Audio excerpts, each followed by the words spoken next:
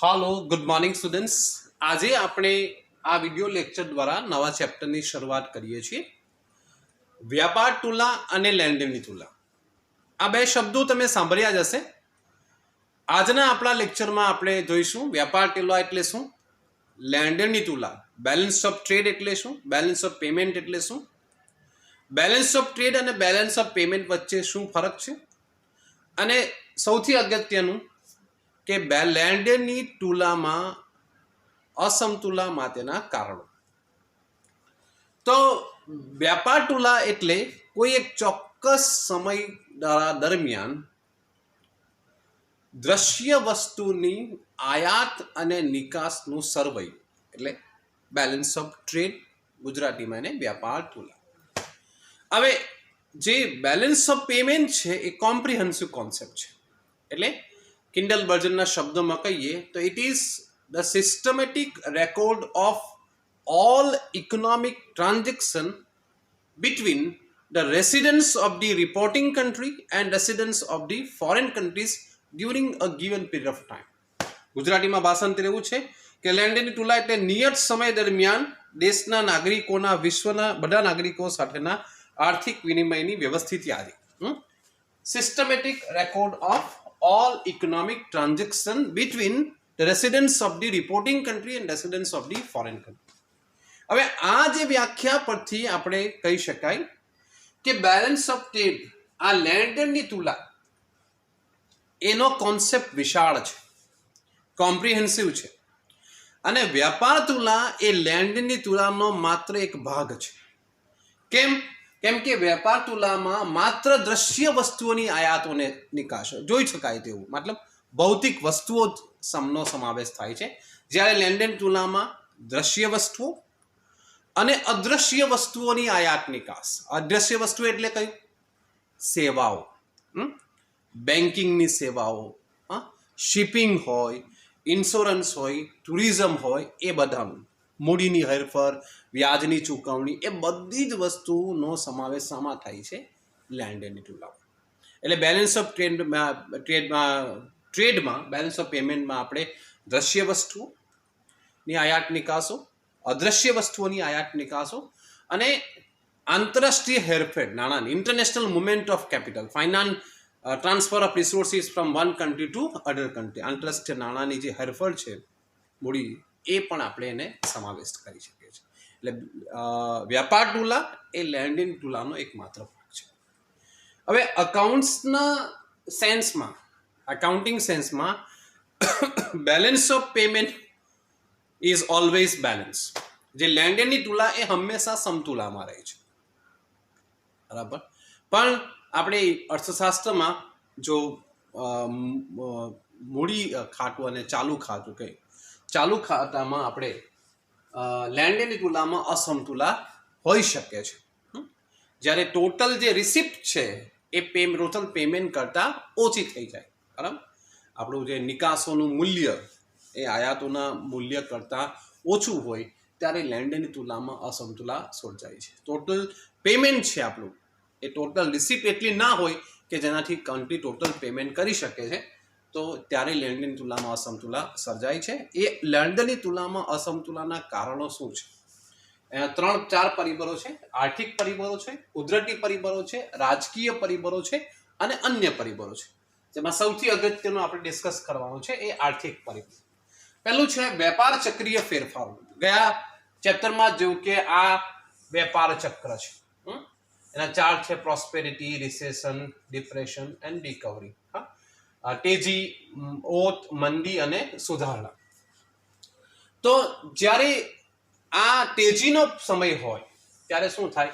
ઉત્પાદન વધે, રોજગારી વધે ને ભાવ સપાટી વધે. જો કોઈ એક એક્સ દેશમાં ભાવ સપાટી વધી જાય તો શું થાય કે એ દેશ જે દેશમાં એક્સપોર્ટ કરતો હોય, નિકાસ કરતો હોય, એમાં એની માંગ ઘટી જાય.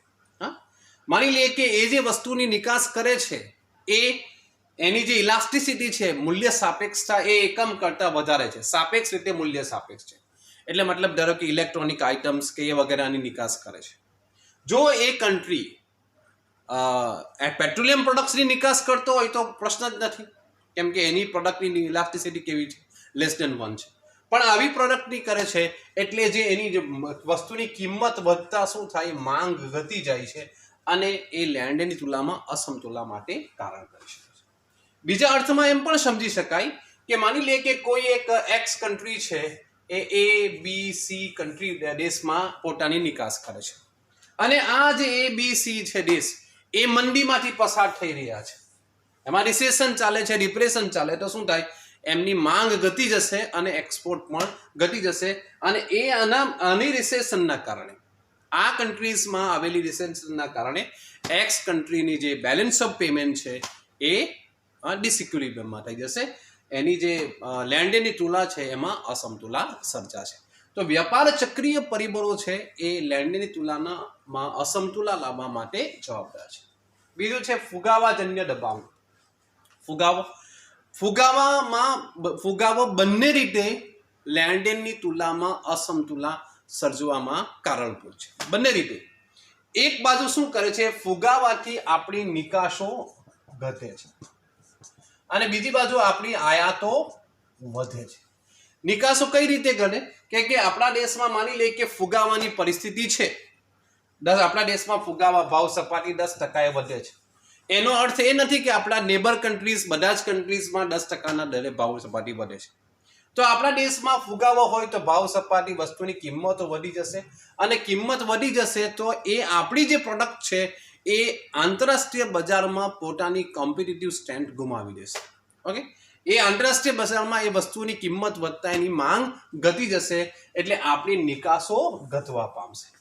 બીજી બાજુ આયાતો કેમ વધે, કેમ કે આપણા દેશમાં ભાવ સપાટી વધારે છે, ફુગાવો વધે છે, બરાબર, એટલે આયાતી વસ્તુઓ આપણને આપણા દેશની વસ્તુ કરતા, ડોમેસ્ટિક વસ્તુ કરતા વધારે સસ્તી લાગશે એટલે આપણે આયાતી વસ્તુને આયાત કરશું, એક રીઝન.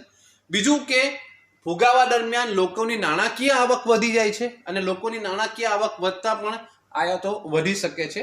આમ ફુગાવો એ બંને રીતે નિકાસોને ઘટાડીને અને આયાતોને વધારીને બંને રીતે લેન્ડની તુલનામાં અસમતુલા લાવવામાં રિસ્પોન્સિબલ થઈ શકે છે. મૂડીની હેરફેર.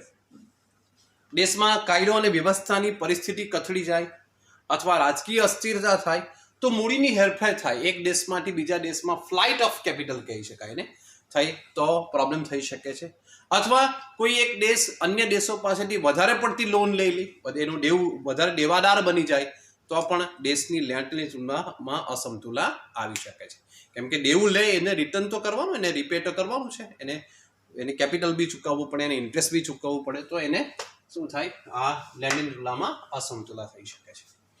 હવે કેટલાક પરિબળો એવા છે જે નિકાસોમાં ઘટાડો કરશે અને કેટલાક પરિબળો એવા છે કે આયાતોમાં વધારો કરશે અને આને લીધે દેશમાં જે લેન્ડની તુલા છે એ અસમતુલમાં આવે.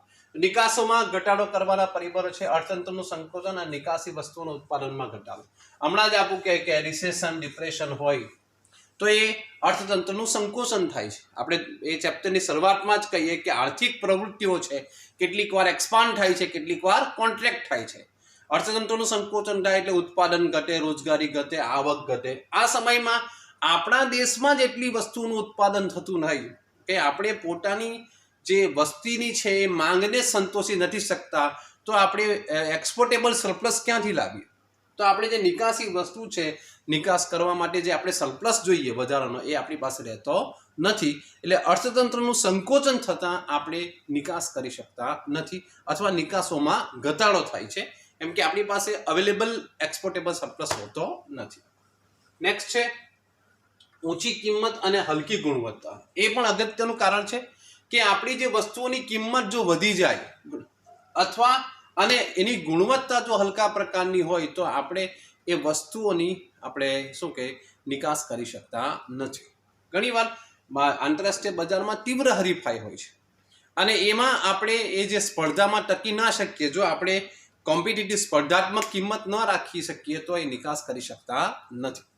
કેટલીક આપણી જે એગ્રીકલ્ચરલ પ્રોડક્ટ છે, હોર્ટિકલ્ચરલ પ્રોડક્ટ છે, એમાં ઘણી બધી પોટેન્શિયલ છે કે એની એક્સપોર્ટ થઈ શકે, પણ એની ગુણવત્તાનો પ્રોબ્લેમ નડે છે અને એના કારણે આપણી જે એગ્રીકલ્ચરલ પ્રોડક્ટ છે કે હોર્ટિકલ્ચરલ પ્રોડક્ટ છે એની એટલી એક્સપોર્ટ થતી નથી. નેક્સ્ટ છે ચલણનું અધિક મૂલ્યાંકન. ચલણનું મૂલ્ય વધે તો આપણી નિકાસો ઘટી જાય છે. કારણ કે ચલણનું મૂલ્ય વધે એટલે મતલબ કે આપણી નિકાસ હોય આંતરરાષ્ટ્રીય બજારમાં મોંઘી થઈ શકે છે. એક સિમ્પલ એક્ઝામ્પલ લઈએ કે એક વસ્તુ છે જેની ઇન્ડિયામાં કિંમત છે 350 રૂપિયા. હવે આંતરરાષ્ટ્રીય જે વિનિમય દર છે આપણે જનરલી આપણે લઈએ હમણાં $1 બરાબર 70 રૂપિયા છે. એટલે આ 300 રૂપિયાની 350 રૂપિયાની વસ્તુ હાલની તારીખે એ $5 પડશે. $5 એની કિંમત રાખવામાં આવી છે આંતરરાષ્ટ્રીય બજારમાં. હવે અચાનક કોઈ પરિબળોમાં ફેરફાર આવે, અચાનક એવું થઈ જાય અને $1 બરાબર 50 રૂપિયા થાય કે એટલે ડોલરની સરખામણીમાં રૂપિયાનું મૂલ્ય વધી જાય તો શું થાય કે આ $5 વસ્તુ હવે શું થાય એ $7 થઈ જાય. બરાબર. એટલે આપણી જે નિકાસ છે આંતરરાષ્ટ્રીય બજારમાં મોંઘી થઈ જાય અને આપણી નિકાસો મોંઘી થતા એની માંગ ઘટે અને એની માંગ ઘટે તો આપણે શું થાય નિકાસો ઘટવા પામે છે. ઓકે, તો આ જે છે અધિક મૂલ્યાંકન પણ રિસ્પોન્સિબલ છે. સરકારની અવરોધાત્મક નીતિ. સરકારની નીતિ એ એક્સપોર્ટ વધારવા ઘટાડવામાં પણ જવાબદાર. સરકાર વધારે પડતા કરવેરા નાખી દે, વધારે પડતા નિયંત્રણો નાખી દે, excise duty, sales tax, GST બધું વધારી દે તો આપણી એક્સપોર્ટેબલ વસ્તુ છે એની કિંમતો વધી જાય. સરકારે અનેક પ્રકારના નિયંત્રણો નાખી દે તો પણ આપણે એક્સપોર્ટ કરી શકતા નથી. તો સરકારની નીતિ પણ એ એક્સપોર્ટ ઘટાડવામાં એ જવાબદાર બની શકે છે. તો આ જે બધા કારણો છે એ એક્સપોર્ટ નિકાસોમાં ઘટાડો લાવે છે. આ જ રીતે આયાતોમાં વધારો. ઝડપી વિકાસ માટે આયાતી માંગનો વધારો. જ્યારે અલ્પવિકસિત અર્થતંત્ર હોય અથવા વિકાસમાન અર્થતંત્ર હોય એ જ્યારે વિકાસના શરૂઆતના તબક્કામાં હોય ત્યારે એમની પાસે એટલી ટેકનોલોજી હોતી નથી અથવા એવા સાધનો હોતા નથી કે જેને લીધે પોતે વિકાસ કરી શકે. તો એ લોકો શું કરે છે એ ડેવલપ કન્ટ્રીઝમાંથી, વિકસિત રાષ્ટ્રોમાંથી આયાતો કરે છે અને આયાતો ફરજિયાત કરવી જ પડે છે અને એના કારણે એ આપણી આયાતોમાં વધારો થાય છે.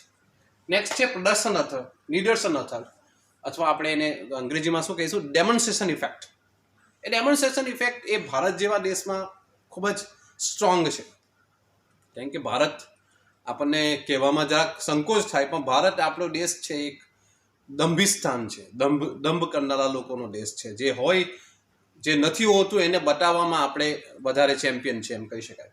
તો આપણે એક એવી વસ્તુઓની માંગ કરીએ છીએ કે જેની આપણને કોઈ ખાસ જરૂર નથી પણ આપણે શું કરીએ છીએ કે લોકો પાસે હોય, મારા મિત્રો પાસે હોય, સગાવાલા હોય અને દેખાડો કરવા માટે લઈએ તો એ પ્રદર્શન અસર હોય.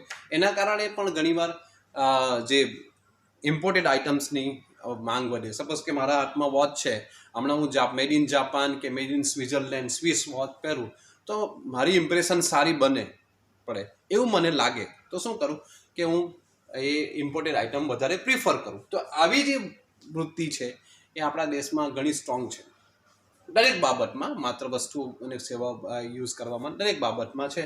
તો એવા કારણને કારણે પણ આયાતોની માંગમાં વધારો થાય છે. ફુગાવો ઓલરેડી આપણે ડિસ્કસ કરી ચૂક્યા છે. આયાતી વસ્તુઓની નીચી કિંમત અને બેટર ક્વોલિટી. આયાતી વસ્તુઓની કિંમત જ્યારે નીચી હોય ત્યારે આપણે ડોમેસ્ટિક વસ્તુઓની સરખામણીમાં આપણે એને વધારે પસંદ કરીએ છીએ. ચાઇનાનું સૌથી મોટું માર્કેટ ઇન્ડિયા છે, રીઝન છે એની વસ્તુઓની નીચી કિંમત.